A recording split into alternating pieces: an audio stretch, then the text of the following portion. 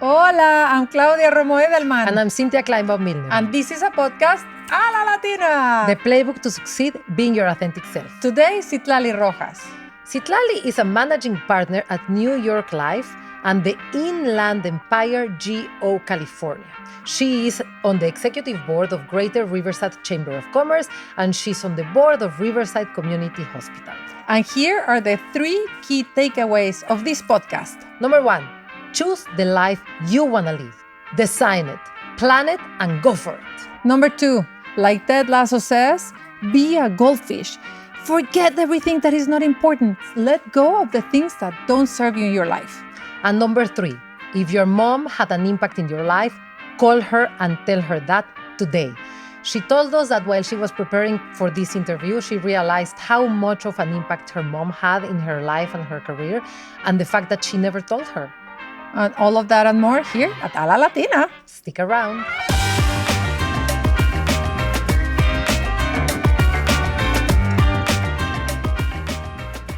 Before this episode starts, go to alalatina.com and sign up for our newsletter. We've put together a ton of career advice and worksheets that you can download to manage your career and get to the top in half the time with half the bruises. A LA LATINA. Today, an incredible guest, Citlalli Rojas. Citlalli is a managing partner in New York Life in the Inland Empire GO California. She's an executive board member of the Greater Riverside Chamber of Commerce, and she's a board member of the Riverside Community Hospital. Citlalli, bienvenida. Gracias. Thank you so much for having me. Thank you for being here. We're super grateful for your presence, for your time, and we want to know everything about you. We want to know what is your background, what made you be who you are, and what you do today. Thank you. Thank you. First and foremost, thank you so much for having me. It is a pleasure to participate in this podcast. So let me tell you a little bit about me. I was born and raised in Chiapas, Mexico. I moved to the US when I was 18 years old to go to college. When I was in college, I started an internship with New York Life, and that's all I've done after 16 years. Wait, wow. I started... Talk about climbing the ladder. Okay. So, that's a summary of who I am. Okay, let's wrap it. Let's go back in time. Talk to us about your time in Chiapas, the circumstances in which you grew up, and how come you ended up coming to study. And the values that your environment gave you. Yeah, so I'm the youngest one of 3. Both of my parents are in education. Since I was a young age, I was able to see how much they were working, how hardly they were working, really to provide for me and for my siblings, both of them in education, right? Especially my mom. You know, my mom is someone that, especially during that time and culture, right, women needed to meet specific roles. And she was completely different. She wanted to have a career. So she was from North Mexico, kind of like South Texas, and she moved to a different city to pursue her education. And then she ended up in Chiapas. That's when she met my dad. They got married and they built a life there. So I admire both of them because of who they are. I mean, they have built a beautiful life, and I grew up with so much love. And I think since I was in a young age, I was able to see that from my parents, right? And again, especially my mom, I admire her so much because she was someone that believed that education needed to be for kids and adults, right? So she believed that every kid and adult deserved an education. And so she was so admired. You could tell that there were so many people that love her, students, parents. So since I was a little kid, I was able to see that, and I just love that so much. What did she teach? So she was in 2 things. In the morning, she was doing elementary. So she was a teacher, principal, superintendent. And at 9, she was doing adult education. Okay. So it was like pretty much the kids or adults that didn't finish elementary school or high school. So she was in both of those careers. And your mom wasn't from Chiapas. She moved to Chiapas. She moved from... Do you feel like it was almost like she was an immigrant to Chiapas because she didn't have her network, her family? Yeah, I mean, and that's what I'm telling you, right? She made the sacrifices. Yeah. She wanted a better life for herself. And that's why she moved to that area. But I mean, my mom... She's someone that when it's her birthday, like the celebrations go for 2 weeks, right? I want to be part of a party like that. She's so much loved, and the respect that she has is amazing. And I'll tell you this, right?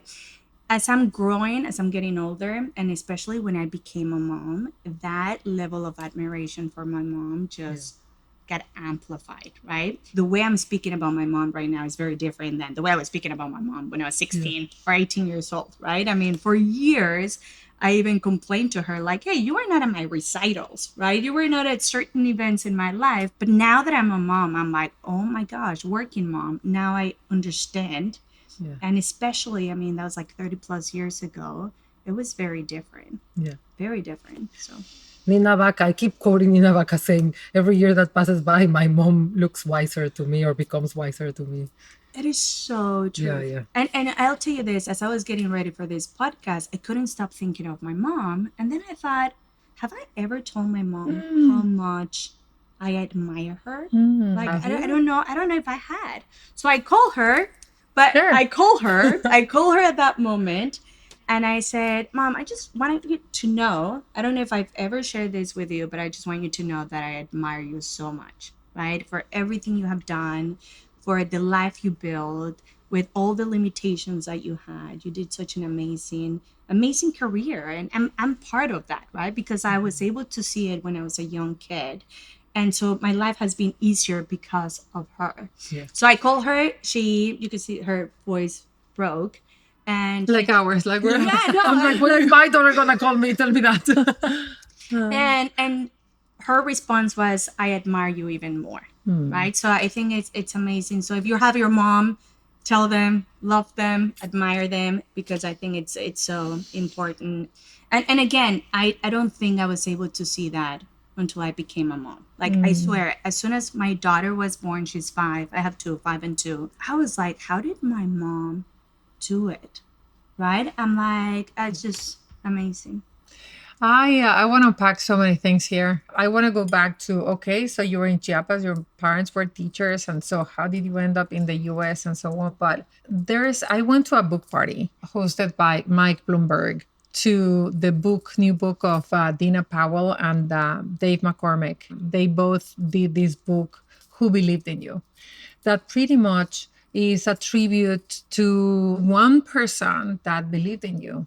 And they were talking about mentors. And I think that I related to so much about it. I was like listening to them and I was like, you've been listening to our podcast. Clearly, you were inspired by A La Latina podcast because everyone that has made it had someone that they can pinpoint that believed in them. And a lot of the time for us, it's our parents and our moms. Okay, so thank you, Citlalli's mom, for representing so many mothers that have believed in us Latinas. But so, how did you jump from Chiapas to New York? Well, to Texas, Texas. actually. I moved to Texas, so to South Texas to go to college. So my mom's family was, again, North Mexico, South Texas. So it was the idea that, hey, once you turn 18 years old, you go to the US to study, right? So when I turned 18 years old, it was like, okay, go and study there, right? And I still remember when I went to school. I mean, I was taking some English classes in Chiapas, but it wasn't, I mean, it was like, hi, how are you? Right? Never like, let me take a class in English. So I go there, I start school, and I would never forget the first class that I was part of. I only understood like 10% of whatever the teacher was saying, right? Oh my gosh, I walk out and I'm like, what am I doing But they here? admitted you. Yes, of course. Yeah, I took exams and everything, right? But it doesn't hit until you're in that class and you're like, how am I gonna do that, right? It will take me hours to read a paragraph, right? Because back then there was no like Google. It was just like your dictionary, you know, like you will look word by word. I mean, I feel like super old even by saying that, but You're the youngest one here, so but we it was know like, what's a dictionary. but you will look at the dictionary, right, and trying to make sense on what you were reading, and it was a tremendous opportunity, and it was just amazing. So that brought me, was kind of like my parents. It was like, hey, you're going over there, no matter what, to study over there. So my 2 older siblings, they had moved already, so that helped a lot, right, because they kind of had a little bit of that foundation. And it was a school where there were a lot of people like you, or you were the only one So like it's you? the University of Texas of the Rio Grande Valley. So the population in that area is like 90 plus Latinos, right? So a bunch of Hispanics and all that stuff. So it was easier, but yet every family or every student had a perfect English because they went to other schools They were where border kids or something like exactly. So it was like perfect English. I remember going to the orientation school, right? And I thought, man, everybody's gonna have a broken English like me. And no, all these kids had perfect English, So right? how did you overcome? I mean, you were behind. I mean, it's like if you were playing golf, you would have been playing Oh, for from the sure. girls' Yeah. line. Yeah. So how did you overcome to like be like the others, to like compete with the Yeah, others? and I always felt behind, right? Uh-huh. I always felt that I needed to put more time and emphasis, more time and work to just to even speak, right? Yeah. But I think it was like I just wanted it so badly. Like for me, it was never like, well, if this doesn't work out, I go back, right? And you, start in you needed Mexico. to make it work out. Yeah, I needed to make it work. And that piece we don't speak about enough. We just don't have an Plan B option. or We an don't have a option. plan Yeah. B. This is it. So we have to make it work. And that's why Latina moms, you're like, I have to stretch the $1. I have to stretch the 1 hour because we have no plan B. Yeah. That's it. We have Yeah. no options. Yeah. So, and I think that that helped a lot.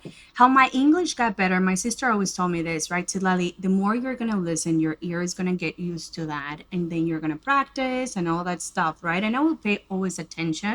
Now, a lot of my friends were always speaking Spanish. So that didn't help either, right? Because I needed to get better at my English. What helped me a lot is in my first job in college, I was looking for a job. Yeah. And I found a job at the disability services where my boss didn't speak Spanish. So I needed to speak more English and I needed to pick up the phone. And I couldn't answer in Spanish, right? So I had to answer in English.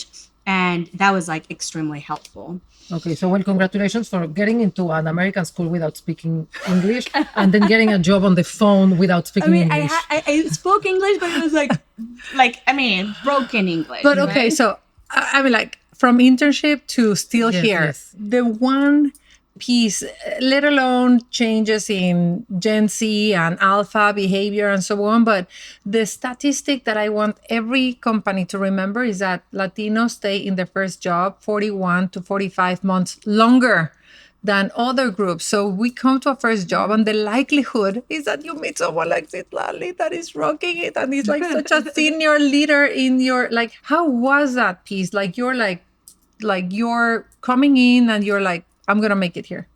I mean, I wish I had that determination. I mean, I think I had it. You just didn't recognize. You don't know, right? But if I look back now, I can recognize certain things.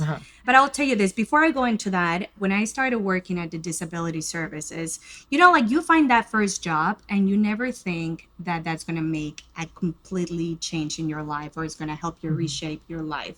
So when I started working there, pretty much what we were doing was assisting students with disabilities to either take their exams, record their classes, trying to give them the support that they needed, right? And there was my first week, there was this lady that showed up. She was a student. Her name was Gladys. Gladys was blind. She lost her sight when she was 14 years old. And she was studying for social work and she wanted to graduate from that because she wanted to give that support to other students that were dealing with stuff or just with disability. And I would never forget that I was so impressed by her. She would come to our department and to bring her books. We will scan the books. There was no audiobooks back then. So we will scan her books and we will print it in Braille. There was a very old machine that we had. She never complained. So she will always come and get her books and everything, right? And I remember driving back from the work to my house and I was just thinking, man, she has any reason to give up. She has any reason not to pursue her career. But here she is, focusing on her career, not focusing on her limitations. And this is when I asked myself, what's my excuse? It's kind of like, what is your excuse, right? You can walk, you can talk, you can use both of your arms, your health, mindset, everything, right? So that experience taught me so much, right? Because here I was thinking, well, I don't speak English very well, right? And I thought that was my excuse, but truly was that a truly excuse? So that first job made a tremendous difference in my life, right? So that helped me a lot. In a way, we don't realize how much the first experience can shape you. And I do think that we have to get more, particularly as mothers now, into the habit of making sure that we guide younger Latinos into good internships and first jobs. I think that the exposure, the example that you just like said, is like it just opened your mind to a completely different way of thinking and seeing life. Yeah. But also, I think I have this theory that I would like to find a brand for it, but I call it like it's an anchor, your first job. And if you anchor yourself really low, it's very hard for your second job to jump. But if your first job is if you go to a big company with a big brand name or you learn something great, then it's really an anchor. So make sure that your first job you go as high as you can or you get as good of an experience as you can, because otherwise you're just going to be going, if you start low you're going to go here, if you start high. And I think every experience is different, right? Because for me, it was during college that I was just wanting to make some money, just to buy the things that I wanted to buy, right? And literally, I just wanted to work because I wanted to buy my first Louis Vuitton purse. I mean, I called my parents. I'm like, hey, would you buy me a purse? And they were like, no. So I was like, that's what I wanted to work. But just what I learned from that experience. And I didn't realize about how much I learned from that experience until like a couple of years ago, where we did an exercise. And it was like, what was your first job and what did you learn from it? And I look back and I was like, oh, I was like working for the disability services. And the first thought that came is like, what's my excuse? So it's just crazy how little things in your life help you to shape who you are right now. So then you get your first actual job at New York Life. Yeah. Why there? How did you get the job? Like, tell us a little bit about your thought You made the process math and you're like, the purse is achievable. So I was getting ready to graduate, and if you can recall, it was in 2008. So 2008 is probably the worst year to graduate, right? There's unemployment rate, different financial institutions are built up by the government, by other companies. I mean, it was kind of like the worst year. A lot of my friends were going back to school to do their masters. They were just going into different careers just because there were no jobs, right? So here I am with my degree, getting ready to graduate. And I remember speaking with my brother-in-law. My brother-in-law is like, Citlalli, you got to put something in those resumes.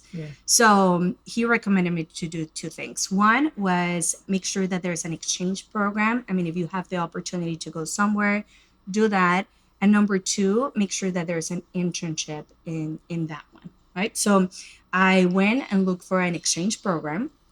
And in the last summer of school, I was accepted to go to Germany for 2 weeks. Okay. Now, the only reason why I went to Germany, or that I could afford to go to Germany, was because in the previous months I had been involved in a car accident. And whatever was left over after repairing my car, that was the money that I used to go to Germany. Wow, very resourceful. Very resourceful. But what is even more crazy is that while in Germany is when I met my husband. Oh, So, speaking about exchange programs can change your life, it changed my life completely. Yeah.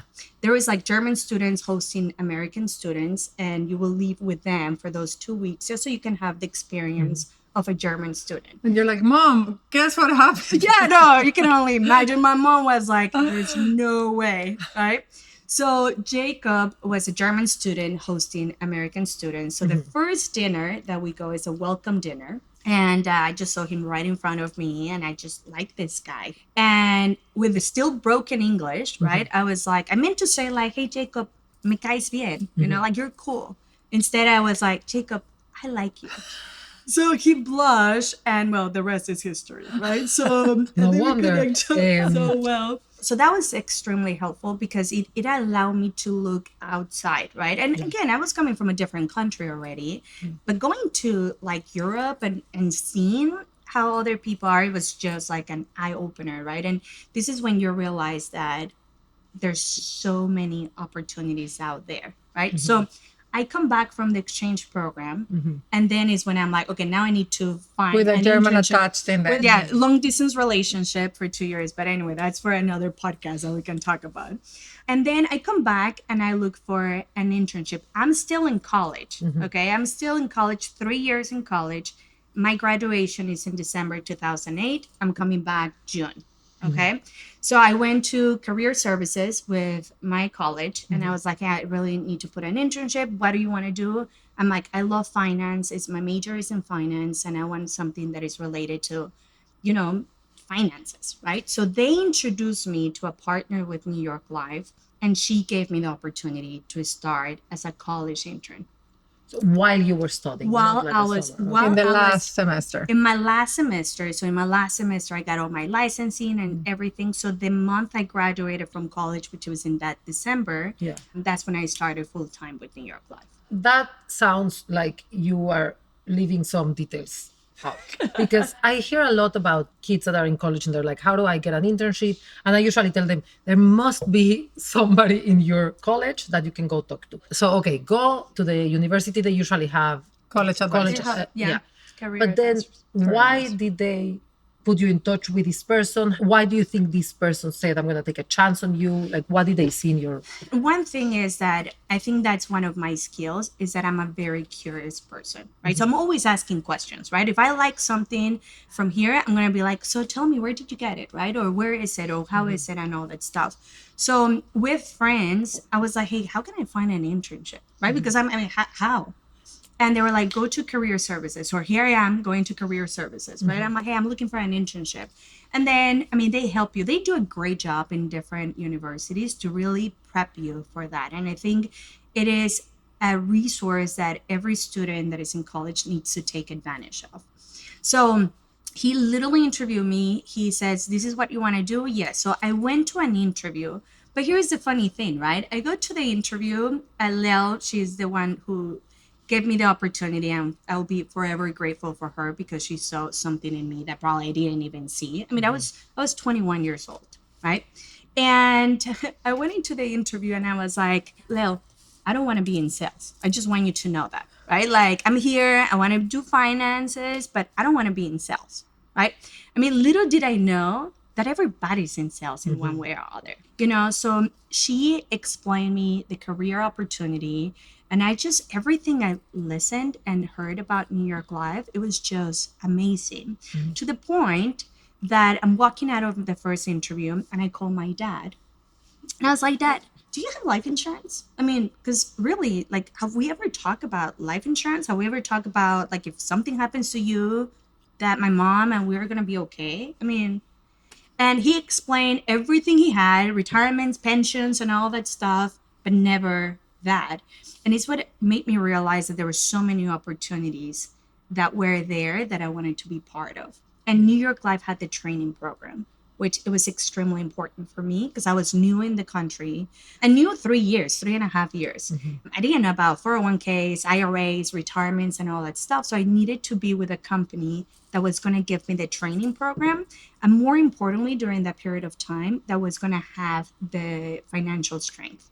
And New York Life had all of that for me. And I think right now, and when this episode airs, the country may be in a similar situation where a lot of people are having a hard time getting a job. There's a lot of layoffs. Companies are being really careful about who they hire and where they invest. So I think it's good to see that you can actually start and have a very successful career if you find solid ground right now. So look for companies that have a strong balance sheet and that still develop people. Yeah, I think that's the greatest thing, right? So everything, like if I look back to my life, right, there has been always supporting me, giving me those resources, but I also look for those too. It's not like I just waited for those opportunities, right? I went to career services, like throw me something, right? Like introduce me to someone and I just follow, right? I'm someone that if you say, Citlalli, go that way, I'm going to go that way. But so from intern to how many years have you been working for the company? 16 years now. From intern to 16 years on, you just have made a dramatic progress. What's the playbook? How did you do it? I follow different playbooks, right? So I can pick one here and there. What's yours? What has been yours?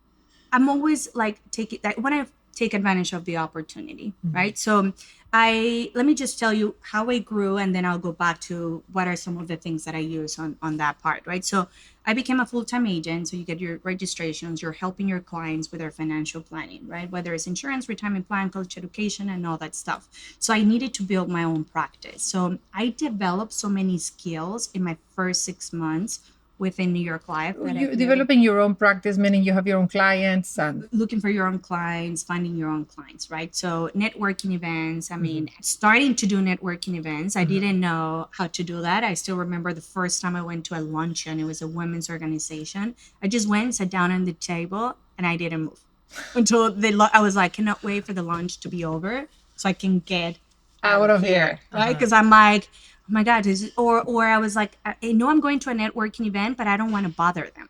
Yeah. Right. So that experience alone, I mean, it was just going to networking events, getting out of your comfort zone, talking to people. It was so important to me. Right. So, I mean, I did everything, right? I set up my booth, getting clients, referrals, and all that stuff. So, again, in the first 6 months, I developed so many skills that I didn't know I had. Were you like with a group of interns that everybody learned together? No, I mean, we all started at the same time, but Yeah. some of them did great, others didn't, right? So I built that for 4 years, and then I was asked to go into a leadership role. At New York Life, you become a partner. In a leadership role, you're focusing on selecting, developing new agents, and so on, right? And at the time when I had this conversation with my managing partner, I was like, yeah, I cannot be in a leadership role. And he goes, why? I'm like, because I'm just 24 years old, right? At the time, I used to think that in order for you to be a manager or to be in a higher role, you needed to be like in your 30s, 40s, 50s, right? Like that, I never thought that an opportunity was going to be given to me at age 24 or 25. So he planted the seed. I was extremely skeptical at first because, again, I thought, well, you need to have experience in order for you to go into a role like that. And he planted the seed. I spoke with a lot of people about it. Everybody was supportive. Not everyone. Others were like, yeah, just wait some years, right? Or have more experience. But my boyfriend at the time, he goes like, Citlalli, but why not? And someone told me this once. He goes, look, Citlalli, if you go into that role and things don't work out, what is the worst thing that's going to happen? You just go back to continue building your practice. But here's the thing. If you never try, you will never know what that opportunity was there for you. Yeah. And I think that was one of the biggest lessons. So I decided, well, you know what? Let me do it. So a playbook, going back to what the question was, is that I learned that you need to get comfortable with being uncomfortable. You need to get comfortable of doing things that is going to get you out of your comfort zone, right? And that was the networking, that was setting up a booth, that was speaking in public, that was giving presentations, that was taking advantage of opportunities that were provided to me, right? And at age 24. At age 24, 25. I mean, everything, right? And I wanted to take advantage of that. And again, I had so many people supporting me, mentorships, and I was so driven, right? And even during that period of time, I became a different person. I didn't realize I was so driven. You know, it's things that you go back and you're like, wow, I didn't realize I love networking. Would you put me in a room for networking? I'm going to work that room. But I love it, not because I have to, just because I really enjoy getting to know people, right? And I always believe that we need to leverage our strengths, right? So if your strength is talking to people, connecting with people, do it, right? Now you put me on a phone for calling, probably I'm not gonna be your best, right? But you put me in front of a room, I'm gonna work that room. I think you were lucky that your husband, then boyfriend, told you to go for it, because you could have also, you might have listened to the people that told you not to go for it, and we wouldn't be sitting here with you. Of course, yeah, like that is a big support. My husband is my best friend, my biggest cheerleader, biggest supporter, and you know, he's great. And it doesn't always have to be a husband, but if you have people that tell you not to go for it and people that tell you go for it, surround yourself with people that kind of push you. Yeah. Sorry. But no, I just wanted to ask whether, is it really true that you can go for it if you're not ready and then there's no consequences?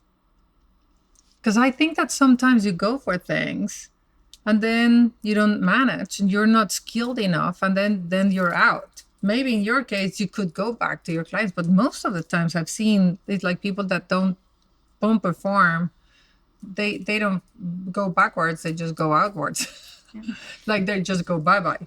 Yeah, I mean, what's your perspective? I think it's like, might be a setback, but you learn from those setbacks, right? But again, you will never know what it is. There was a very interesting quote that I read once, and it says, and this is women versus men, right? And it says that when a woman look at a job post, the woman needs to believe that she has 100% of the Yeah. skills to be able to apply for that job, right? Like, in other words, she needs to be perfect to apply for that job. Versus a man will look at the same job posting Yeah. and they will think, well, I have 60% of those skills, the rest I will learn Yeah. during that Yeah. skill, right? And I think it's like, I'm not saying go for everything, right? Because it has to be the right thing, right?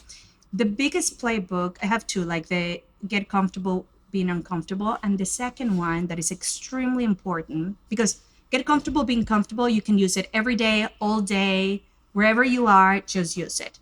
The other one is choose the life that you want to live, right? Choose the life and then build around that. So what do I mean by that, right? So my dream since I was a little kid was I want to be a successful woman, but I also want to be a dedicated mom, right? And I was like, that was so clear for me. Okay. So as I grew up my career with New York Life, I was growing and all that stuff. I became a partner. I was a partner for 3.5 years.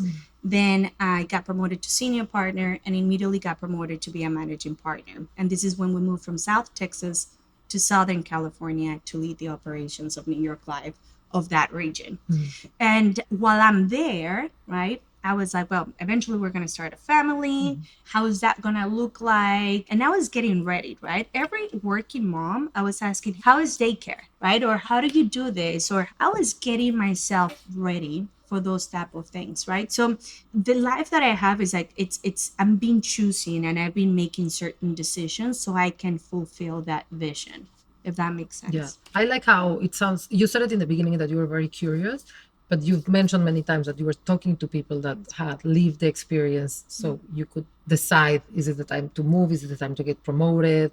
Yeah, all the time. Yeah. And how has your Latinidad played a role in all of this? New York Life is not a Latino organization. I mean, like I gather, at least in the US, Latinos must be a very important client or prospect. I have no idea about your footprint, but there's never enough of us when you were almost 20% of the population. But you probably are the only Latina, not only the only woman, but the only Latina in many places. And how has your Latinidad and your identity played in all of your career? I think the fact that I was Latina or the fact that I'm Latina has helped me a lot. So New York Life is a very diverse organization. And since day one has been extremely supportive. So part of New York Life, they have the target markets, which is part of the Latino market. And the Latino market, since the initiative of that market has been all about bringing more Latino advisors, promoting more Latino managers, and continue promoting managing partners. I'm a product of that initiative of the Latino market, right? Because if they wouldn't have had that initiative, the managing partner who had a conversation with me, who was not Latino, he probably wouldn't have come and talked to me about it. But it's because that initiative came out of the sudden. He's like, well, You're Citlalli, Latina. she's Latina, she's driven, she is following to that. And one of the things that I love about New York Life is that we have some amazing leaders and mentors that are always looking for you to grow to the next level. So I was so fortunate to find New York Life at such a young age and come across with all these mentors that have always believed in me, has always been like, Citlalli, but why not? Right? Just go for that opportunity. And I've gone and same thing as a partner and then be a managing partner.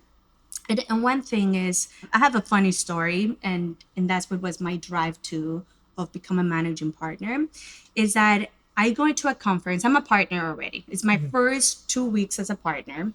I go into this conference and there's a break. I'm thinking immediately, I need to rush to the bathroom because, there's going to be long lines. When you go to concerts, when you go to a sports event, there's always a long line, right? So I'm like grabbing my stuff, let me rush to the bathroom. I run into someone and I just like forget it. I'm like, I'm going to be in line and so on. Walk out of the room and I look at the men's room and there's a long line. I mean, crazy, right? I was like, oh my gosh, if this is the men's room, I can only imagine And The no. women's. I was like, there's no line. I opened the room and there's like available stalls. And this is when I was like, how many are women are Yeah. partners? You know, like this was about 12 years ago. Thankfully, we have made a tremendous progress. But that's when I started asking myself, like, how many women are in leadership roles? How many Latinas are in these roles? Yeah. So in my role right now, at the time, there were only two female managing partners. There was no Latina managing partners. So then the initiative became like, let's have the first Latina managing partners at New York Life. So I used that as my drive. I was like, I want to be part of the first generation of Latina managing partners. I wanted to be that, right? So, but to be there, you need to first believe that you have what it takes, right? And just work on your skills, getting better, right? And grow into that.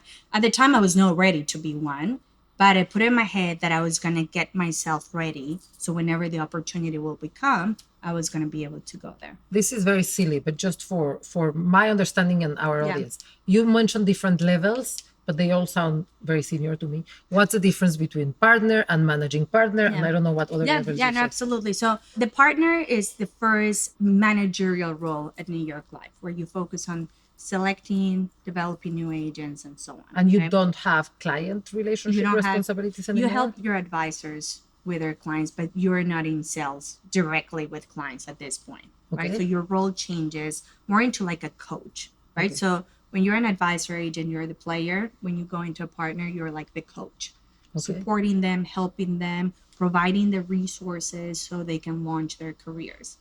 Then you have to meet certain requirements so you can become a senior partner. So I became a senior partner within 3.5 years. The requirements in terms of revenue? There's different things. The cool thing about this is that it's written rules and things that you need to meet. So once you meet It's all objective. of that, it is, right? It's performance oriented. So it really depends on you. And I think that's the greatest opportunity. Like, I don't have to wait until someone gets promoted out. Yeah, it's not subjective. It's objective, Yes. but the rules are normally ones that, like don't happen necessarily.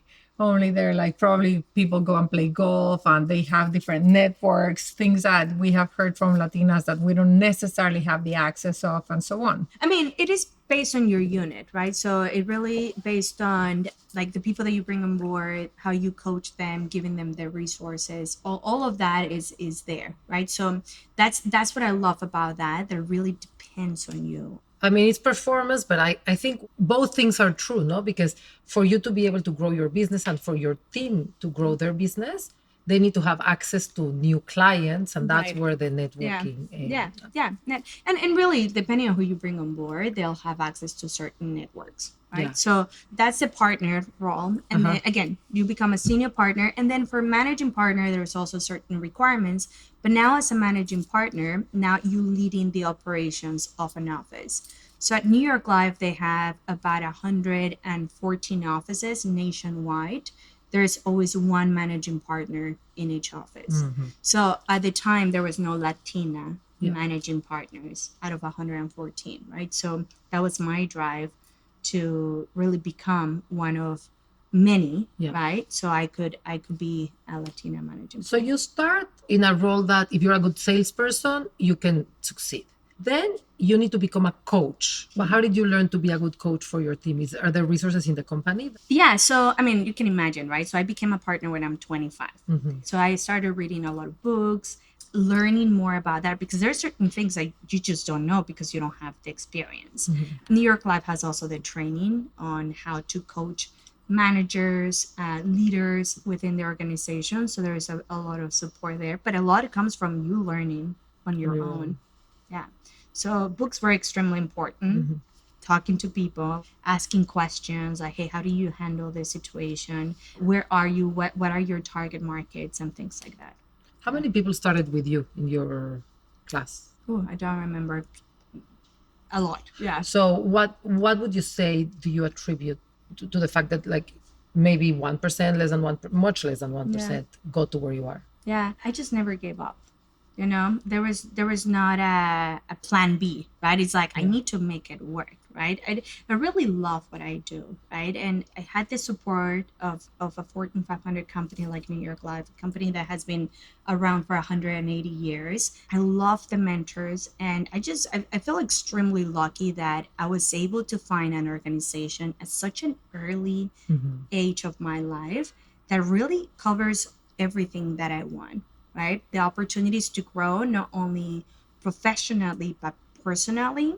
An organization that puts a lot of money into the development of the field leaders, Mhm. and also we have the foundation that is amazing things that does for the community. So it really covers a lot of great things. And I do think that, given what you just said, your Latinidad helped you and propelled you with the values that you had of, like never giving up, learning from your mom, being a teacher and being always curious. And I have a feeling that your Latinidad helped you also to build trust Yeah. in people that were willing to be part of your team. Is Yeah. that right? Yeah, of course. And I have another funny story, which I have a lot of stories, just so you know, Bring right? them I'm a on. storyteller, but I'm in a transition to become a partner. So we have to interview candidates to see if they're a good fit. And my managing partner at the time was helping me during that time. So we interviewed this lady. This lady had just moved from Mexico. She was running her own business in Mexico, but because of different situations, she decided to move, Mhm. and she's looking for an opportunity. After the interview, she leaves, and my managing partner is like, "Hey, what are your thoughts?" And at the time, I'm like, I don't think she's a good candidate. I said, "Look, she has a broken English," which again, here I am talking about broken English. Two, she just moved from Mexico. I mean, it's not, she doesn't have a market. And three, she has never worked for an organization. Like, she has been a business owner, Mhm. right? And he looks at me and he's like, that's interesting because I think those are her strengths. And I was like, what do you mean by that? Uh-huh. She's like, she is brave enough to move from Mexico to a completely different state and city, leaving everything behind. Two, even though her English is not the best, she's trying her best, which, I mean, in a few years, she's going to do that. And number three, she has the entrepreneurial mindset. And it was an eye opener for me at that moment because I always thought until that point that the fact that English was my second language, the fact that I was not from there, I always thought those were my weaknesses. Yeah. And at that moment, I realized that those were my actual strengths. I don't know if you've heard Claudia talking about this, but she has coined this term flipping the script. Yeah. You basically just flip the script on three things that this woman and many Latinas bring to the table that are seen as negatives that are strengths. And I want to make the connection to your story about the bathroom. If you could sell to women and especially Latinas working in your industry, why do you think a Latina woman, the average Latina woman, would be a great candidate to work as an agent and then to be able to have a long career at New York Life? Like, what are characteristics of Latinas that would make them good salespeople, Yeah. good team players? Because they're very caring, right? They want to make sure that they're helping, they're providing knowledge and expertise for their clients. And as for New York Life, it's just very driven, very passionate. And they have so many stories to connect. And I think our values from the Latinos is that we're a family. We care for everyone. I have my team, and they are my New York Life family, right? So they are in everything. I bring my family to different events, picnics, all of Of that the because company. of the Yeah. company, right? Within our office. To me, like, my favorite event in our office is our annual picnic because everybody brings their kids, their spouses, their parents. I mean, it's a really great celebration, and I get a chance to see everyone there. So I love that. Do people choose who's going to help them with their financial planning a little bit based on like an emotional connection? And Yeah, absolutely. So think about this, right? When you're talking about your future, right? You want to make sure that because you're hiring that person to help you with your financial planning. So there has to be a good connection. I need to feel comfortable to trust the person that is going to give me the best advice. So I think that connection is extremely important. And Latinos is like Latinas, especially, they have that connection to be able to help their clients with. I am really until 5 years ago or something like that, or probably a little longer, like 7 years ago. Someone said, like, can I have a conversation with you? I'm a financial advisor. And only because it was COVID time, I was like, yeah, sure. What is this about? And I never realized how unprepared I was to my own financial future. I had two financial advisors in my entire life, and I never felt so inadequate after having those calls about how unprepared I was before. And none of them were Latinas. And the things that I was like exposed to, they understood, right? Like, I have no idea. They became really a trusted member. But I was wondering, why is there no Latina logging my door? I don't know. Maybe people don't think that, like, when you're like at certain age or at certain position in your life, that you need Right. support. And sometimes they assume that you already have been working with Right. someone. Right. And that's what, after my first interview, I walk out and I call my dad, because we've never had. You sold your first insurance there. I was like, we never sit down with someone, and especially in the Latino community, you always think like, well, first of all, let's talk about life insurance, right? And they're like, well, insurance, they're gonna find a way not to pay the claim. Yeah. Two, I will never need it, and those type of things. So they're always look for that excuse. And what was so interesting, and that's what I became so passionate about this, is because a lot of Latinos don't have that chance to meet with someone to talk about their finances, or they think that they need to make a lot of money, right? And really, we have the platform to help everyone here, whether, I don't know, you make $50,000, $100,000 to like millions of dollars a year, right? So depending on your net worth and all that stuff. But I think is that people might think that you already are taken care of, that you're already working with someone. And that's what happens a lot of the time. I have one question for you regarding, you told us that your Latinidad was a propeller for your career in so many areas. Where has it been a detractor? I don't think I have a story or something that I had to be like, hey, just pull my Latinidad back. And again, it's maybe in the communities that I've been part, or maybe I just don't pay attention to it. It has never been where I say, hey, okay, I'm not going to talk about being Latina because it might disrupt my opportunities. As a matter of fact, I'm proud. And just my name alone is like very Latina. I mean, you cannot hide that. And I'm just very proud of who I am and the person that I'm becoming, And I think I love to share my story. I love to be there because I want other Latinas to see that if I was able to do it, they can also do it. And I want to say thank you for also creating this platform, because without this type of platform, we wouldn't be able to see and learn from women, right? And especially because a lot of women, a lot of Latinas might be in an organization where they don't have other Latinas or they don't have other women. And reading and watching the show, it opens so many opportunities. Citlalli, this episode runs the risk of being an ad for New York Life, because you love your job. You're like, I feel like you're in love with your job, you're in love with your husband. So can you tell us a little bit about the struggle? Like, did you have moments where it was difficult? I don't know, when you had your kids, or you didn't get a promotion, or you got it and it didn't go well. Like, talk to us a little bit about some struggle. I'll tell you. I mean, of course, I have setbacks, right? Absolutely. I'm not saying my life has always been perfect and so on, but it's really how you see things. So I was watching the show Ted Lasso, right? For those that are Ted Lasso. And there's one part of the show where they're in training and one of his players make a mistake, and he just couldn't let that go. He kept making mistakes, and he was so upset about the mistake he had made before. So he called him and he goes, be a goldfish.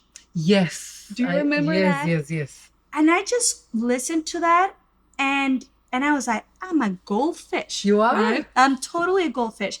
A goldfish, the way it is a goldfish has only 10 seconds memory and then moves on. So he was telling, be a goldfish. Like, don't allow that setback, that mistake to hold you back. And I think a lot of the times, I mean, believe me, we can go into that trip on like all the mistakes and all the setbacks and who didn't help you and be the victim and do all that. I could spend days on that, right?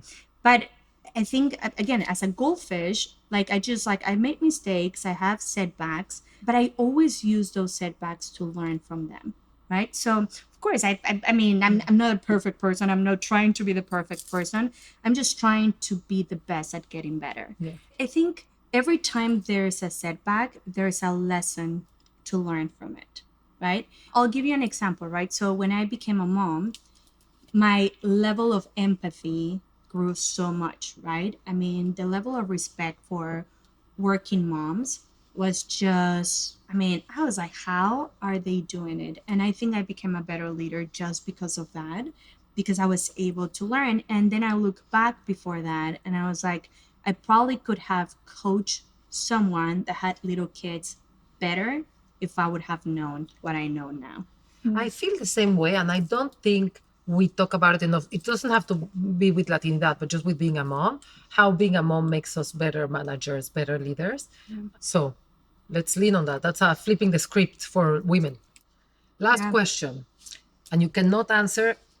Get a job in New York Life, or get a financial advisor from New York Life. Or Yes. What would be an advice that you would give yourself when you were? I'm not going to say 30 because I think it's like 2 years ago. So a younger self and our audience from the Yeah. podcast. So you know, like when I always think about that question, like definitely I don't have any regrets, right? And I'm not saying because I was perfect and all that stuff. It's just because every failure, every setback has led me to where I am today, which is having a podcast and interviewing by two wonderful women, right? But if I will have to go back, I would just tell myself, keep growing, keep learning, think big, and enjoy the journey. And you mentioned something like, hey, everything looks so great, Citlalli, your job, your career, and so on, because I'm someone that wakes up every day and I'm so grateful, first and foremost, for being alive, and two, for having such a beautiful family and support system. And it's because I'm always focusing on what is important to us, right? And that's where it goes back to the choose the life you want to build, right? And work towards that. Bring your support system, bring the every single person that can help you on that. I think it's extremely important. So again, excited to where I am, but I'm even looking forward to the person that I'm becoming. amazing. Well, I have to say, Citlalli Rojas, with your advice and sharing your story, we're going to be able to have more and more Latinas being able to lead and succeed. A la Latina!